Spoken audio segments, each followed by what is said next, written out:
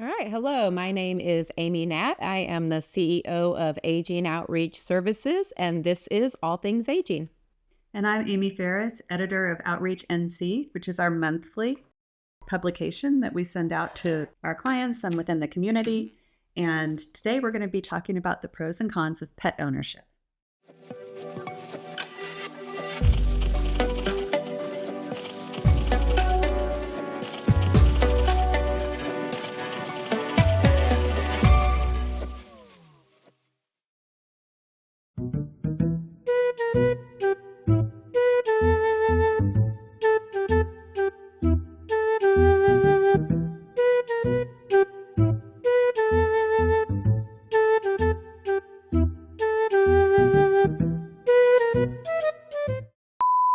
So, one of the questions that we get most often from clients and just from people in the community who write in is whether or not it's a good idea to get a parent or a loved one a pet. So, this is a question we got just the other day. Okay. I'm thinking about getting my 82-year-old mother a cat to keep her company. Is that a good idea? In theory, that's a good idea, but there's a lot more on this topic that we can discuss today about sort of the pros and cons of pets. And so, in preparing for this topic, I pulled some stats just to look at kind of pet ownership and older adults. So we'll start with those. All right. So according to the National Poll on Healthy Aging, more than half of older adults reported having a pet. Would you guess we have more dog owners or cat owners?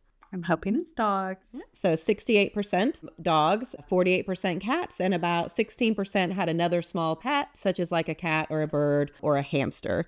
So more than half of pet owners reported having multiple pets, and those aged 50 to 64 were more likely to own a pet than those aged 65 to 80, which is interesting. And then about 20% of the people who responded said that they care for their pet on their own. But the majority, about 80%, reported that they have others, whether it's a family member, friend, or a service that help them provide care for their pets. Oh, okay. So they're not necessarily doing it all by themselves. Correct. So they might have some assistance, and about half of those pet owners, I would be one of those, reported that the pet sleeps in the bed with them. Where do you fall on that? No pets in the bed. Okay. No pets in the bed. Definitely a personal preference. So it is a fairly common thing for older adults to have pets. So I think it's a legitimate question worth sort of exploring. So talk a little bit about the benefits. Like when I had a dog, I have to say, even though it was a lot of work, coming home every day to her smiling, like excited face, somebody who just loved me unconditionally, was probably the best part of my day. Yeah. So what are some of the benefits of having a pet? So I think what you just touched on is one of the main benefits that people report, just companionship, right? Having someone to kind of greet you at the door, it just feels good, right? It also can be a sense of purpose, especially as people retire and they may not have the day-to-day work life that they had before. Having that pet can give them a sense of purpose and something that they care for. So it can bring a lot of enjoyment into life. It can help with mental health and sort of improve somebody's overall emotional state. It can certainly reduce stress. And then there's also the added benefit, especially if it's a dog and that dog has to be walked, of getting increased physical exercise. It's interesting that you talk about purpose, because I think sometimes we think no responsibility is better, Right. but some responsibility gives us that sense of. Yeah, I mean, a lot of people struggle with that in retirement is, they thought it would feel good to sort of give up the day-to-day responsibilities, but then as you sort of settle in, kind of gets boring or a little complacent. So having that pet can provide that sense of purpose that a person's often looking for. People always need to be needed. Yes, definitely.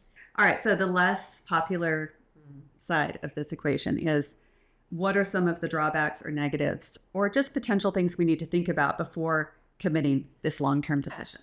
And so I think it's important to think about the age of the person getting the pet and the age or life expectancy that pet is likely to have, because a lot of times we're making those decisions in the moment based on emotions and feelings, but it's really important to consider, is this going to be a good long-term pet? Is this going to be a long-term plan to be able to care for the pet? And what would happen if the older adult was no longer able to care for that pet? And so there's a lot more to consider than just, will it make, mom feel better in the moment to have the cat to come home to?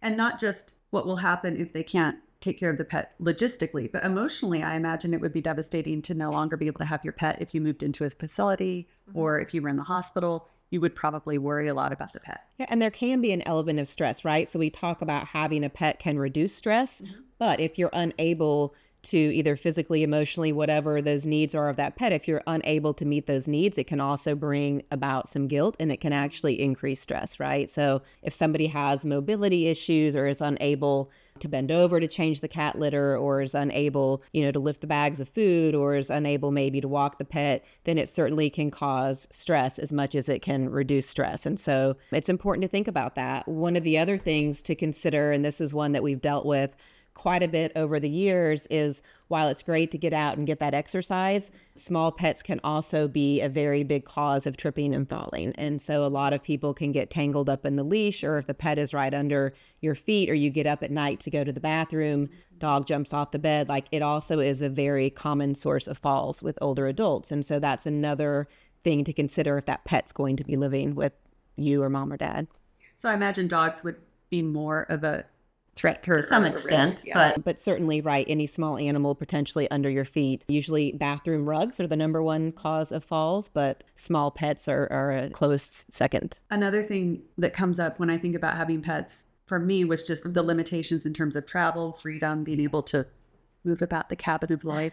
So that's also something to consider. Sure. And it really needs to be a decision that that person makes. It's going to be caring for the pet, right? So if you think it sounds great to get your 82 mother a cat because she'd have that companionship, it really needs to be mom's decision, because this is really a long-term decision in caring for this animal. Is it fair to the animal as well? You also have to think about, like you said, travels, right? If somebody's traveling, it may not be realistic to have that pet that's going to be there around the clock and need care. And allergies is another issue that people don't often think about, is there potentially could be, an allergy to cats or dogs. And so, suddenly you have this pet that you've committed to, but it doesn't work out because there's allergy issues.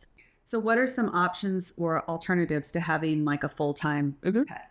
Right. So we know there's benefits, right, to having pets and having that interaction. And so there's some other things that you could consider if somebody is still has good mobility, is able to drive, or even if you wanted to go pick up mom, you could volunteer, right? So there's a lot of animal shelters. They always need people just to come interact with the pets, maybe to walk the dogs or whatever the case may be, pet the cats. So you could potentially get the benefits of interacting with the animal without having full-time ownership. The same could be true if you have a cat or dog or a pet that's really good with people, going to visit the older adult with that pet. We have a lot of people that will take their pets maybe to the different facilities or just over to visit for the day, so that that older adult can get the benefit, but again, not having the responsibility to care for that pet 24/7.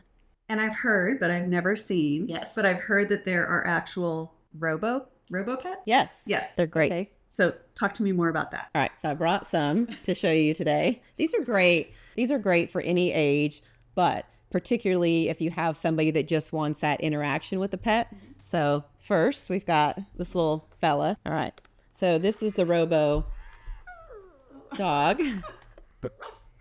Very interactive. He is cute. You can dress them up. You can certainly interact with them, pet them. And while most people obviously would realize that they're not a real pet, no, they're still interactive. They give some tactile touch, and it's a good alternative if you're just trying to kind of brighten somebody's spirits. See that this would be really helpful, like in a care facility if you're not allowed pets. Yes. He needs some attention. He does need some attention. So if you're a dog person, right? So that's an option. If you're more of a cat person, right? This is another option. I think there's even, can you hear it? Perfect. Yes. So another kind of realistic option. If you're more of a cat person, then they make cats, they make birds. But yeah, it's great. I mean, people talk about alternatives and why this may not be for everybody. Certainly it's a good alternative for somebody who's just looking for a nice furry friend that can interact. How much would one of these cost? So these are made by a company called Joy for All, and I believe they run about between $40 and $50. I think you can order them online through Amazon or directly through the company. Wow. Hello. But it's just an alternative for somebody who maybe is looking for a pet, but not the responsibility of pet ownership. even though we're talking about pets, as we talked about a sense of purpose and, you know, other things that we found to be beneficial with older adults that still want something to take care of is plants. It's another good option.